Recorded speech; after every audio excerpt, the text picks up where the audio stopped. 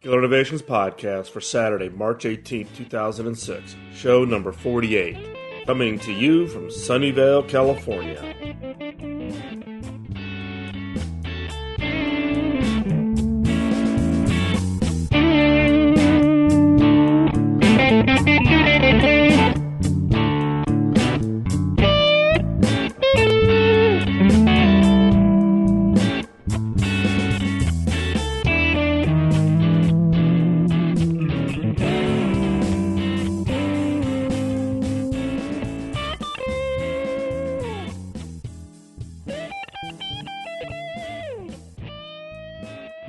Welcome to the Killer Innovations Podcast. I'm your host, Phil McKinney. Please keep in mind that the information and opinions expressed in this podcast are mine and mine alone, and do not necessarily reflect those of my past, current, or future employers. Well, I'm coming off a vacation holiday with the family. It was spring break for a few of my kids who are in college. So I took last week off, and we went up to Tahoe and had a great time. As you, as the regular listeners of the podcast, probably know, I took last week off from the podcast also. It felt a little strange, given that I've only missed very few weeks over the last year. But it was nice to get a little bit of a break, go have some time up in the mountains, and come to find out I would not have been able to do a podcast anyways, because I had no broadband connection where I was at. We're coming up on the 1-year anniversary of the podcast. March 22nd, a year ago, was the very first podcast that was put out. It's still available for download if you go to the Killer Innovations site, albeit I would not encourage it. It's somewhat embarrassing as the first podcast that was put out. But we are now coming up on 1 year. So March 22nd, what's today? Today's the 18th. So sometime middle of this week, we'll pass the 1-year mark. We've done 48 shows. We're coming up quick on show number 50, so please send me your audio comment and feedback. If you've been a regular listener, you know that show number 50, I'm basically going to hand the show over to you, the listeners, for you to comment on the show, the last year, the impact the show has had, how you've applied what you've heard in the podcast, or any other comments about creativity and innovation that you want to share with the listeners. So you can send me an audio feedback by attaching an MP3 file or any other audio format. I'm pretty sure I can convert most anything to the email address, podcast@killerinnovations.com, or you can call the audio feedback line and just leave a message, and that gets emailed to me as an MP3 file, which I can use in the show. And the feedback line, it is a U.S. number, so it's +1 703 636 4460. Again, one more time, +1 703 636 4460. And as I said in the beginning of the intro, I am doing this show from Sunnyvale, California. I am now in temporary housing here in Sunnyvale, in Silicon Valley. I'm in the process of being relocated here as part of my day job. So now I'm in the attempt of trying to turn the apartment into kind of my more permanent studio. So over the next month or so, hopefully I'll be able to get better sounding recordings out of the apartment. It's pretty barren, so there's a lot of echo effect. So please bear with me. But now that the relocation is in process, hopefully I can get a little bit more stable with regards to getting the recordings out on time and improving the audio quality. Thanks for all the emails. There's a lot of emails that came in while I was gone. I did post up on the Killer Innovations blog site that I was going to take last week off, and a number of you sent emails encouraging me to kind of disconnect for the week and kind of get refreshed, so I appreciate that. If you have any kind of feedback, questions, comments, a number of you now are starting to send me links to other interesting innovation articles. I really do enjoy those, so feel free. Also, feel free to post them up on the KI community site. So go to killerinnovations.com. On the right-hand side, you'll see a series of buttons to a number of the other pages around the Killer Innovations. And the KI community site is your areas, the listeners, to be able to interact with each other, post comments, post interesting articles, links, etc. Some great discussions going on this last week with regards to how to get groups of people together to run killer innovation workshops. So I would encourage you to participate in the KI community site. So if you find interesting articles, links, feel free to email them to me, but I would also encourage you to post those up on the KI community site. So, segment number 1. Well, as I said before, I was on vacation last week, and this has also been kind of a crazy week with regards to travel. I came back last weekend from holiday, and then this week has just been nonstop. I had to do a quick trip down to LA and back. But I got in last night, Friday, and just felt it was kind of one of those nights where you just kind of veg out on the couch and not do a whole lot. So I used my PVR and was going through some of the shows that I had recorded, and I grabbed the recording for a new show that's started last week here in the U.S. called American Inventor. Now, the show is based on the basic concept of kind of these music shows where performers, singers can compete to win prizes, and one of the outcomes is the fact that they get a recording contract. Well, here in the U.S., they've started a new show called American Inventor. The grand prize is $1 million and a contract to take whatever idea you have and commercialize it and bring it to market. There's 4 judges on it. One of the judges I know, Doug Hall. Doug is the CEO of Eureka Ranch based in Cincinnati. It is probably one of the top innovation creativity companies. They do a lot of work with Procter & Gamble. Doug claims that in every household there are an average of 18 products that he was part of inventing. Doug is extremely creative, very well known in the industry. And he also does the podcast. So if you haven't listened to his podcast, it's called Brain Brew. It is an excellent podcast. But Doug is one of the judges on this TV show called American Inventor. Now, when I started watching this last night, I don't think I laughed so hard in a long time. It was hilarious. You can imagine, it's a cattle call of inventors coming in to pitch their ideas. And basically, they're selecting inventors who are going to be part of this show. And as part of the show, they haven't really laid out the format, but I could kind of guess. If you look at the other inventors that are on this judging panel, there's a guy who's actually the chief creative officer for one of the big ad agencies in New York. There's a woman who's one of the judges who focuses on marketing and product positioning for women specifically. And then there's a leading entrepreneur from the UK coming out of the telecom industry. But you can kind of imagine the format being that they're going to get into the show, and then each week, each of the judges are going to work specifically with those inventors to try to refine and improve the ideas, and then every week, one of them gets voted off until finally the best idea or the best invention wins.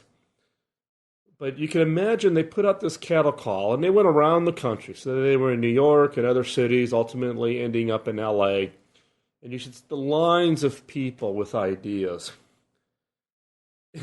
One of the things they did comment on the show, and they showed some of the clips, it was a 2-hour premiere last week. And actually, I'll have a link up on the site that'll take you over to Make.com.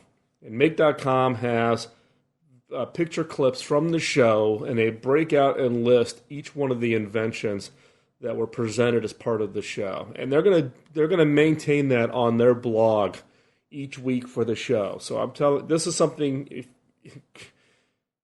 just for the entertainment value, if you can get a hold of the video, or if you're here in the U.S. and you can watch it live, it is well worth it. But it's amazing how many inventions or ideas were proposed that had something to do with toilets. And I'm amazed at how many inventors are focused on that area. Toilet paper, new kinds of toilets, shapes of toilets. I was just amazed. But, I mean, you saw the craziest ideas out there. And, I mean, that's what you get when you kind of do this cattle call and everybody's got the world's greatest idea. But when you look at how they made the selection process of who was going to make it to the next round, one of the criteria that kind of came evident after they had selected the first, two or three people who were going to make it to the next round. One was passion. They kind of played this up a little bit for the TV show as far as people getting emotional and telling people about what they've sacrificed to create this idea. And believe me, all of us in this field where we're coming up with ideas and you find that one idea that you just know in your gut is the right idea and you put everything on the line to bring that to fruition. That's what you saw in this show. You saw people where one guy had sold his house, sold his car, had no way to get around, and he'd funneled all of that money into creating or bringing his idea forward. And you saw, albeit that some of these ideas may have been incomplete, but that passion and that energy is what the judges were really looking for from the standpoint of being able to or being willing to invest their time, moving them forward to be part of this show, but to also invest their own time to help bring those ideas forward. And I'll tell you, in my case, I look at literally thousands of pitches from small independent inventors up to large companies, all wanting to work with the company that I work for with on my day job. And for me, passion is a key tipping point when I'm looking at working with small companies or small inventors who've got a fairly creative idea. Maybe it's not as far along or maybe it's not as complete. But when they can convey that passion and that energy and that belief that this is the idea, they can, that passion and energy is infectious. And the other thing that you saw on this show was people trying to stand out. They came up with some of the most creative and interesting approaches to doing the pitch. And basically, everybody in the show had 2 minutes. They had 2 minutes to make the pitch. And of the 4 judges, you had to get 3 yeses to move forward to the next level of the show. And I'm telling you, some of those pitches were just outrageous. One guy who actually, he got selected to go to the next level, had this shovel approach to filling sandbags, and he did it as a rap. Very creative, got the message across, used it as part of the demonstration, actually had the product there to show the product and how it worked. Very, very creative. The other is they had some people who were showing off a new device to trim branches off of trees. And they did it as the Wizard of Oz, Yellow Brick Road.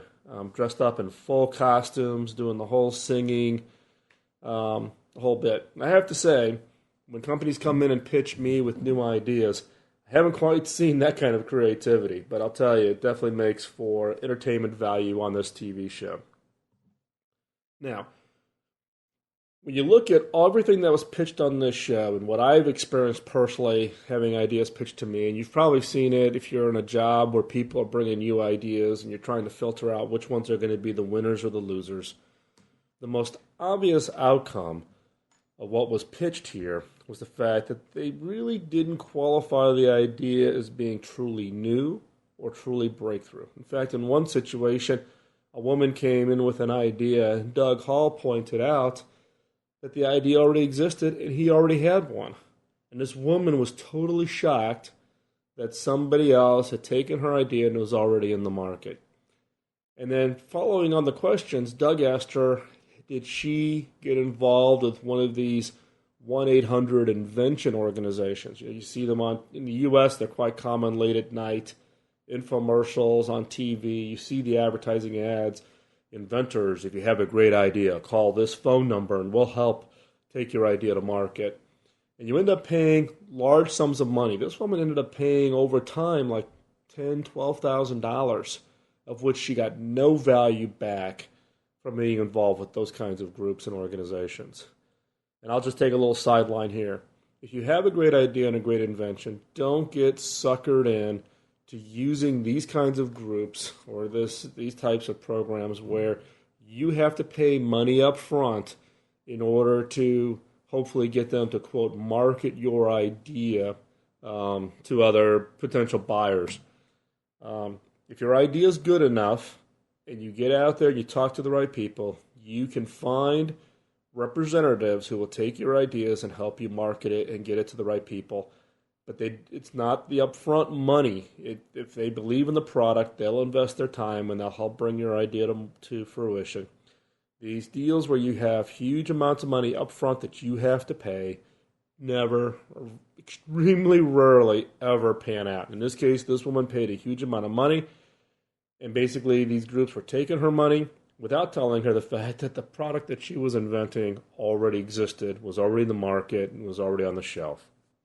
So again, the basic issue here is that many of the inventors did not qualify their idea as being new, as being a breakthrough.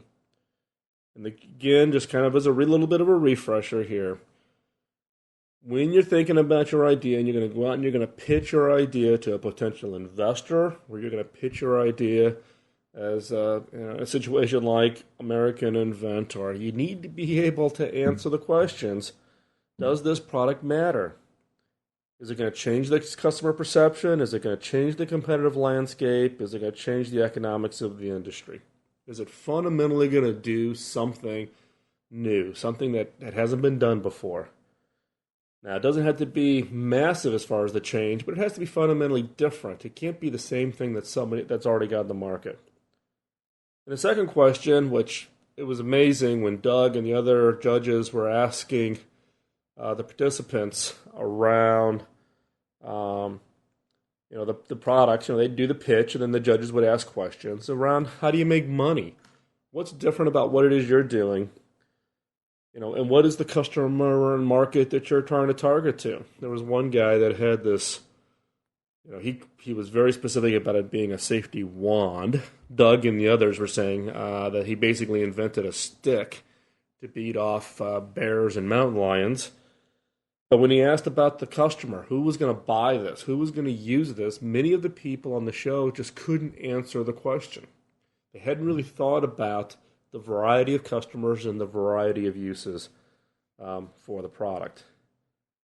And then the other one was, the other question that you should just naturally ask yourself is can you make it happen? Do you have the means to bring this product forward? And that's really the purpose of this show, because there are many inventors who have great ideas, but they're lacking in some portion of the skill set to bring that product to market, whether it be marketing, advertising, sales, all the things that have to wrap around the fundamental idea to ultimately bring that to market. Now, the other thing that I found in the show when you look at it, and I find this all the time when people come in and pitch to me, is around the pitch. People just fundamentally don't know how to make a pitch. Now, in this case, they only had 2 minutes. When people come in and pitch me, they typically get 30 minutes, 15 minutes max for the PowerPoint presentations, and then 15 minutes for a discussion. It's amazing when I tell people that they have 30 minutes and they come in with 40, 50, 60 slides. And they basically do the pitch, 30 minutes, they're out. I never got to ask my questions, and the odds of me having any interest in their approach basically goes to zero if I don't have an opportunity to engage and ask questions. In this case, on the show, you saw it was a perfect cross-section of what I see all the time. The pitches are not well structured. They're kind of random. They're kind of, people are nervous. They're coming in. They're trying to get you to be convinced that their idea is interesting and that you should buy it or invest or whatever.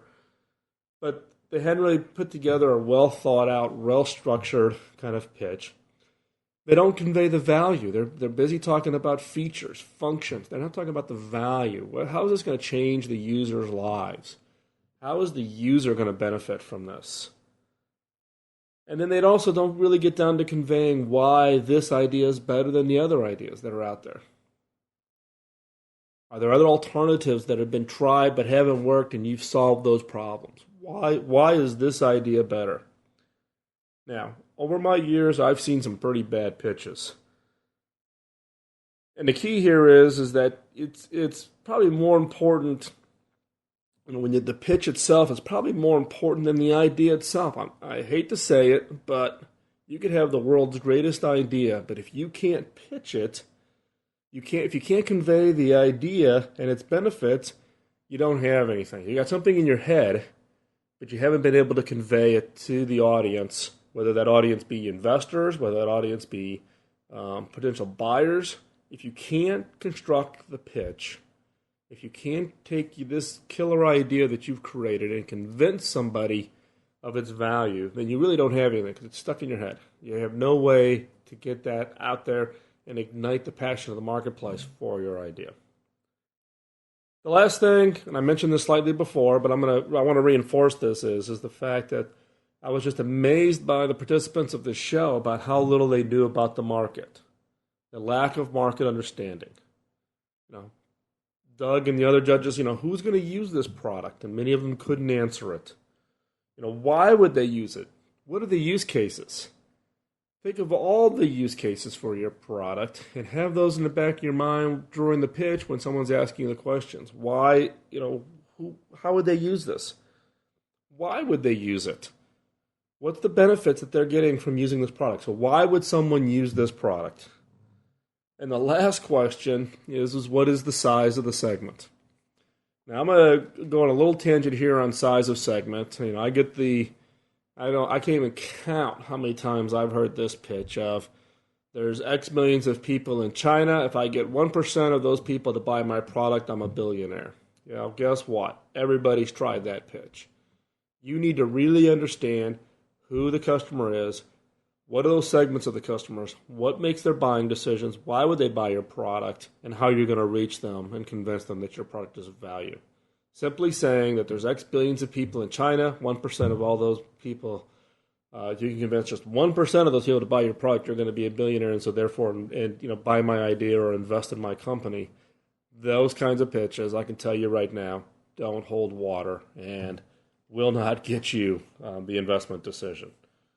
So again, I'll tell you, I haven't laughed so hard in my entire life watching this show. And not so much because, people were, silly or there weren't good ideas. There were some great ideas on this show. But I got this 2-hour flashback of literally my day-to-day life working with everything from large corporations down to small independent inventors working on new ideas. And this was a great cross-section of what I see day in and day out. So if you're not watching the show, I would encourage you to watch the show. If you don't have access to the show, if you're outside the U.S. and you don't have the means to get access to it, I'm going to put a link up on the killerinnovations.com podcast with a link over to make.com. They will have summaries of the show. I'm sure that you'll be able to find some way, and maybe ABC is going to make the show available. I think it's ABC. Maybe it's CBS. We'll make it available for download, kind of like part of iTunes or something. But I'll tell you, this is definitely a show that's on my PVR automatic record schedule going forward. Because, again, it does give you kind of a great insight into what works and what doesn't work when it comes to translating your ideas and convincing others to come around you and become part of your team to make your product become a reality. Moving on to segment number 2. This week, I was asked to participate in a Killer Innovations workshop session with some listeners. There were some listeners who are part of a major corporation. I'm not going to say their name, but if I said it, you'd recognize it, who have been regular listeners of the podcast, and they brought together a team and ran a 2-day Killer Innovations workshop. They've asked me to kind of dial in. We had a little bit of a scheduling problem, given my travel schedules and work schedule, but we were able to get it in just as I was literally hopping onto an airplane to go to Los Angeles. But I dialed in kind of at the end of the workshop, basically to talk a little bit about the history and how Killer Innovations came about, and the work that I've done in the past in this area, but also to kind of encourage them and reinforce kind of the whole fundamental philosophy around the Killer Innovations on the podcast, and that being that Killer Innovations or being creative or being innovative is not a gift, but a skill that you can learn, you can practice, and you can become proficient at. And also to answer some questions. Now, when I opened it up to ask questions, and this is always kind of a catch-22 when you open up and ask for questions, because in this case, at the beginning of the session, I did talk a little bit about how we do innovation and do a creativity at my day job. So in this case, they had a little bit of context from the standpoint of my day job and how creativity and innovation is important as a role in my day-to-day work. And so they were asking some very interesting questions that I wanted to share with you. Now, obviously, I'm sanitizing this because, as you know, as a regular listener, I don't talk about who I work for or my day job. But I wanted to give you at least a little bit of background because some of the questions were quite interesting from the standpoint, and these might be questions that you have that you either haven't asked by email or you may not even thought of the question. So, and the one question, this is kind of a common question that comes up quite often. I've addressed it in previous podcasts, but I think it's worth repeating. And that is the whole question of what's classified as major or minor innovations. Can a minor innovation still be classified as a killer innovation? And killer innovations is not defined by the size of revenue, size of impact. It really is around the whole concepts of fundamentally different and hard to duplicate. Now, it could be something that could have a radical improvement in customer satisfaction that ultimately could eventually roll into increased revenue. And I gave one example from my day job where a slight tweak in an innovation significantly reduced the cost of a certain task that our customers do with our product, and therefore having a huge impact on the business. From the standpoint of the impact to the value that the customers receive, but it did not require the creation of any new invention. It did not require the creation of any new technology. It didn't require the invention of anything along those lines. It was basically looking at the customer issue around a specific area, asking yourselves the killer questions of fundamentally, how do I change the perception, or how do I address this particular area? Coming up with the ideas. It was a very simple, very elegant idea, but it had a huge impact in the value that our customers perceived or actually did tangibly receive around a specific function of using our product. And so, again, this was just an example of where you may classify that as a minor idea or a minor innovation, and the fact that it didn't require a new product or a new service, etc., but it had significant impact on the value that the customers perceive. And part of the challenge with innovation is people typically get hung up on this wanting to be this big, huge, big bang thing that is going to fundamentally rock the world. But in many cases, the ideas and the innovations that have huge impact can be minor things. And keep in mind that most innovations are not really fundamentally new ideas. Most innovations are made up of a combination of ideas that already exist and putting them together in a unique and different way.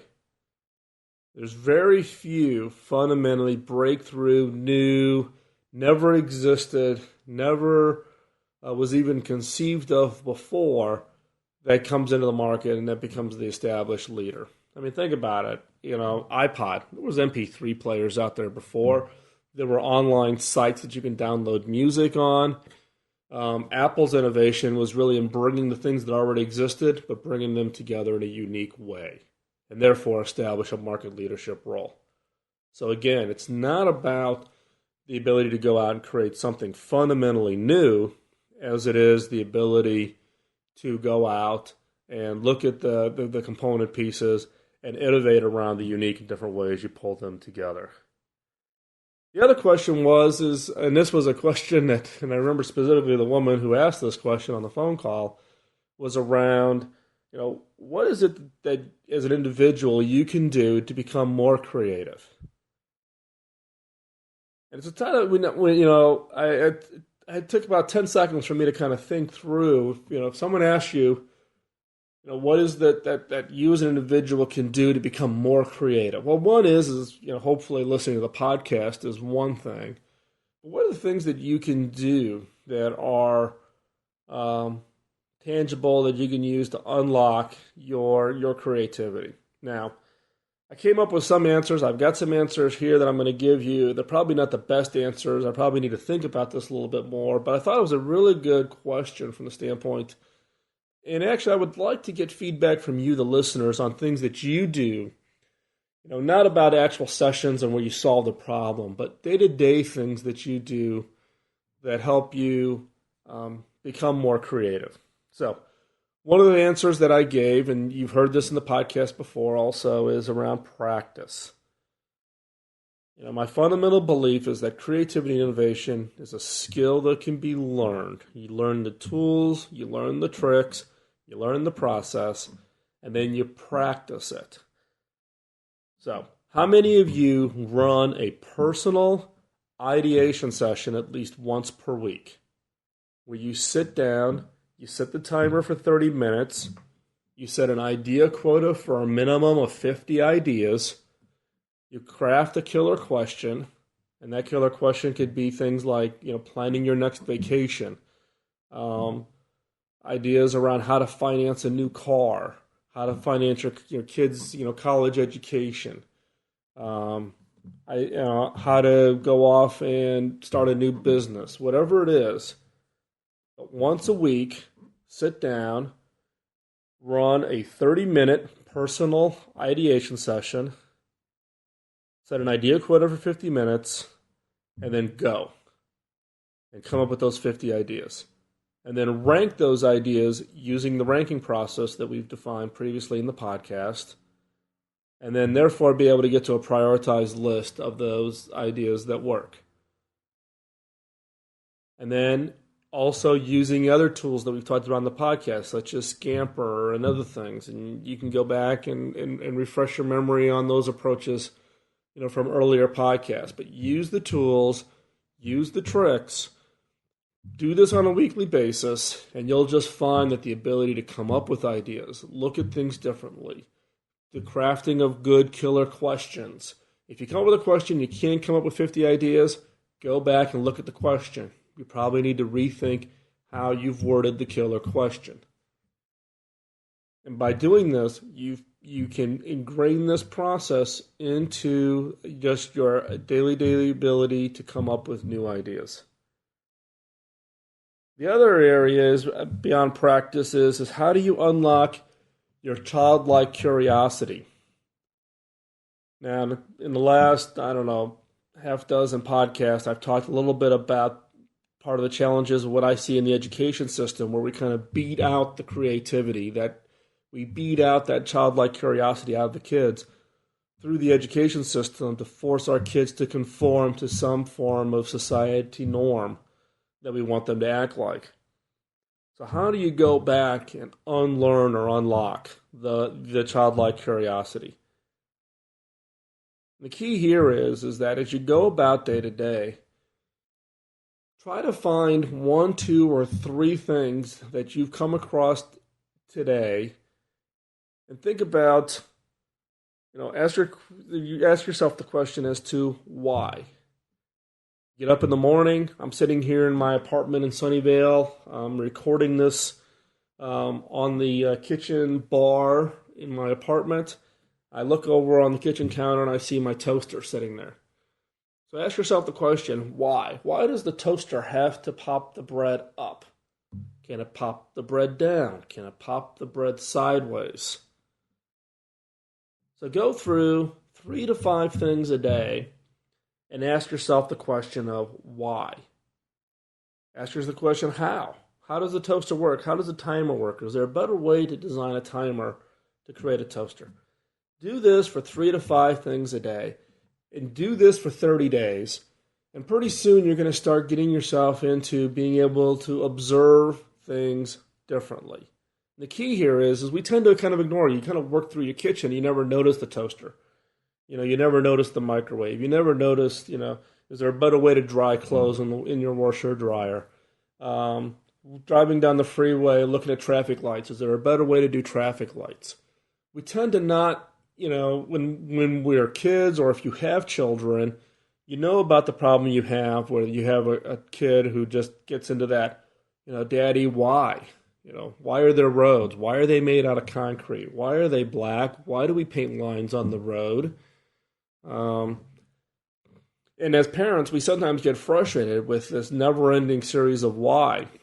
And the reality is that we should be doing that ourselves, asking ourselves why every day. We need to become more observant. And by being observant and asking those kinds of questions, then that will become fertile ground for some new killer innovations. Moving on to segment number 3, killer question. Today's killer question is around geography and the innovation of geography. Now, we tend to focus within the Killer Innovations podcast around products or service innovations. But again, going back and looking at previous podcasts, you know that we've listed out 10 areas of innovation. And one of those areas is around innovating around geography. So geography can be conveyed as such things as parts of a country or region that you're already in. So let's say you're in the U.S. and you sell your product on the East Coast. Could your product translate well to the West Coast? If you're in Western Europe, could your product translate well into Eastern Europe? If you're in Asia Pacific, or let's say Japan, would your product or concept or idea translate well into areas such as Australia or Southeast Asia? Others is entirely new continents. If I'm in the Americas, would my product work in Europe? Would it work in China? Would it work in a radically new and different area? Now, the most common question that gets asked when you start thinking about geography or innovating into a new geography is, and this is the most common question people ask themselves is what new geography is like the region you already serve? So I sell in the U.S. Yeah, I could go sell in the U.K. because, they speak English. And therefore, then my product will sell well. And that is not what I would classify as really being innovative. You're trying to find similarities, adjacencies that you can easily move into. The way to unlock a really true killer innovation is to change that question. And the question that you should be asking yourselves is what new geography can you create unique value? What new geography can you go create unique value? Now, there are a variety of dimensions that you need to go look at. I'm going to run through a list here, and don't worry, I'll run through it a couple times like I normally do so you can capture it all. But again, the question is, what new geography can you go create unique value? And that value can be against your product, your service, whatever it is you're bringing to market. So, first is cultural interests. Now, depending on the product or service, and depending on where you're originating from and the geography you're going into, maybe you can leverage some cultural interest in the country you're coming from, or the cultural interest of the country that you're going to. The other is time, trends, fad advantages. Now, fad is kind of a unique thing that has been leveraged many, many times. There's a lot of interest, for instance, in Disneyland, Disney World, and now the Disney company has been able to leverage that around the world into other theme parks. Adapted uniquely to the cultural interest, but also the fads of certain geographies. The one fad that's kind of catching on is the fad of what Japanese schoolgirls are doing, and those fads now coming to the U.S. So there's a whole market organizations that just look at what are Japanese schoolgirls interested in, and then how does that translate into how do you translate that into the U.S. market?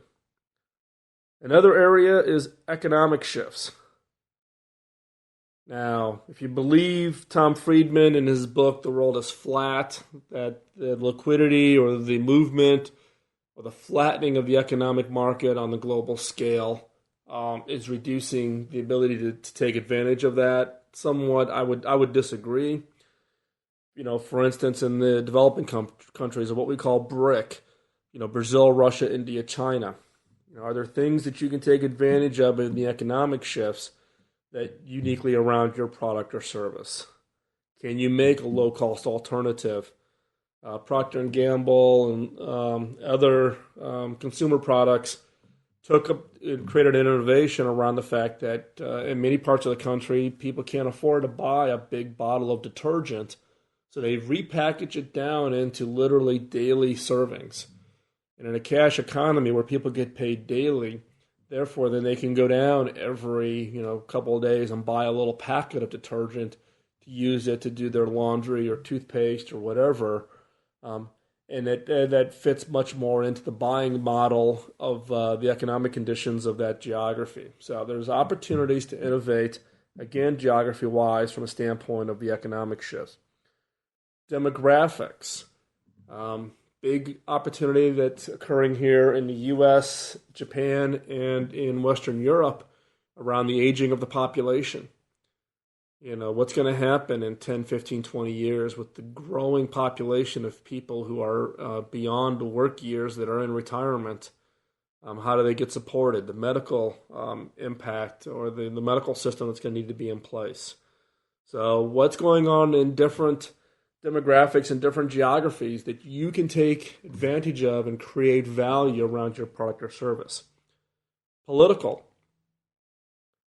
The political situation around the world varies widely. Are there unique things that you can take advantage of in a new geography based on the political situation and that creates value for your product or service? Technological.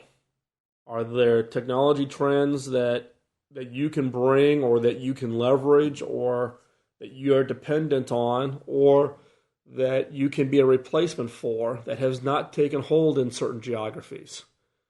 Now, wireless is being a good example, and the fact that in many developing countries now, rather than putting fiber optic or wired cables in the ground, wireless is the choice because you can deploy that and that becomes the new infrastructure. And so therefore the wireless industry is stepping up investments in developing countries and therefore becomes the alternative to replacing an aging infrastructure built on copper in the ground. And then lastly, albeit I'm not what I would classify as a big tree hugger person, but environmental. Does your product or technology have that you can go create value around it that has some kind of environmental trends that are based on a geography?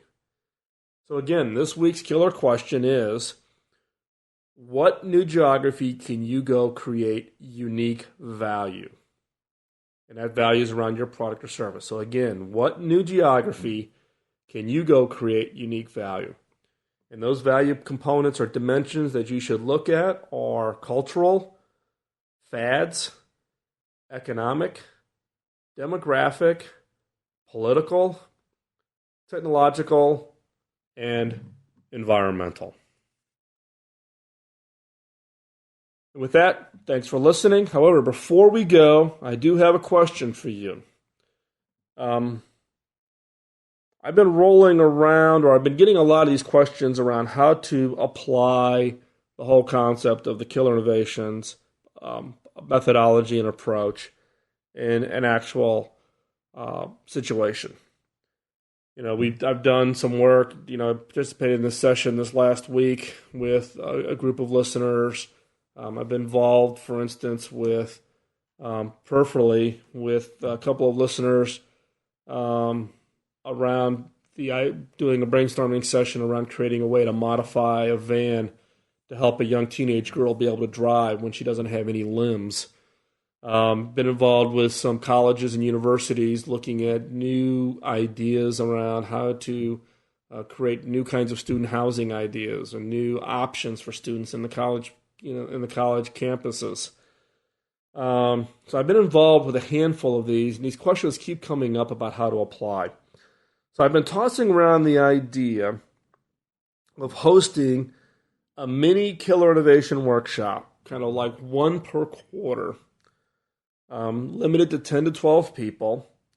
And we would, the workshop example would be around kind of what I would call a give back theme. That's basically to avoid any kind of conflict of interest or IP issues. So any ideas that would come out of this would be an open sourced idea, licensed under kind of a Creative Commons license. Anybody could enhance it, improve it, etc. An example would be things like methods for nonprofit organizations to better to respond to Katrina-like disasters. Better coordination of nonprofits. That would be potentially one example. And the purpose here is not to actually generate ideas from the standpoint that have value that we would, people would go leverage and go create businesses around. It's having real problems, real killer questions, but really to give you, the listeners, the experience of having actually gone through the workshop process to make it easier for you to translate it into your personal life or into your business. Now, the thought is that we would host these either as virtual or in person. So move these around the globe, different continents at different times, and do these in person. And we would run through the entire process, stopping just short of developing prototype. So this would everything from observation, meaning homework, going out and observing, interviewing, talking with companies around the killer question of choice, coming together, running the idea session, ranking those ideas, etc., but just stopping short. The actual workshop itself, if it was in person, would be like a 1 day or a half day kind of an activity, typically on a weekend to avoid conflict with everybody's day jobs. Or if we ran it as a virtual workshop, it would probably be kind of limited to 1 to 2 hours. So again, the question that I'm asking for is, do you think this would be beneficial to you, the listeners, of having running an actual or experiencing a killer innovation workshop, mini workshop, so that you can then make it easier for you to translate it into and apply it to your personal life or your business, etc. And again, so I'm asking, one, would you find this is beneficial? Would you prefer it to be an in-person where you actually come together and we actually do a workshop for a day or so? Or would you prefer virtual, where it's just kind of like a 1 to 2 hour thing via some kind of conference call collaboration tool environment where people could participate, etc. So drop me an email. Let me know if you would think that would be valuable. Again, we would probably look to do this kind of once a quarter, and more frequently if there was lots of interest in participating. And with that, thanks for listening. Without you, I would be doing something else, and it wouldn't be nearly as much fun. I truly enjoy putting together these podcasts, and I truly enjoy interacting with you, the listener, so please keep the feedback coming. Drop me an email at podcast@killerinnovations.com or drop me a voicemail feedback line at 703-636-4460, or you can Skype me at Phil_McKinney. In addition, you can also link to me via LinkedIn if you are involved in LinkedIn social networking. You can just use the podcast at killerinnovations.com. If you do send me a LinkedIn request or if you do send me a Skype request, please call out that you're a listener in the podcast, because I get hundreds of invites and I tend not to accept them. But if you're a listener and you flag it that you're a podcast listener, then I'll go ahead and we'll get connected, and that way we have other means to communicate. Tell others about the podcast. We're kind of slowing down on the addition of new listeners. We are still growing, but we are slowing down. So, and I firmly believe that others can benefit from the information in the podcast. Again, my objective here is to pay it forward to you, the listeners, to give you the skills and approaches and techniques that can make you more innovative, more creative. So help me spread the word. Pay it forward by introducing the podcast to others, your friends, your family, your coworkers. This week, get creative. Hold at least one personal idea session. Remember, practice, practice, practice. And we'll see you next week. Bye-bye.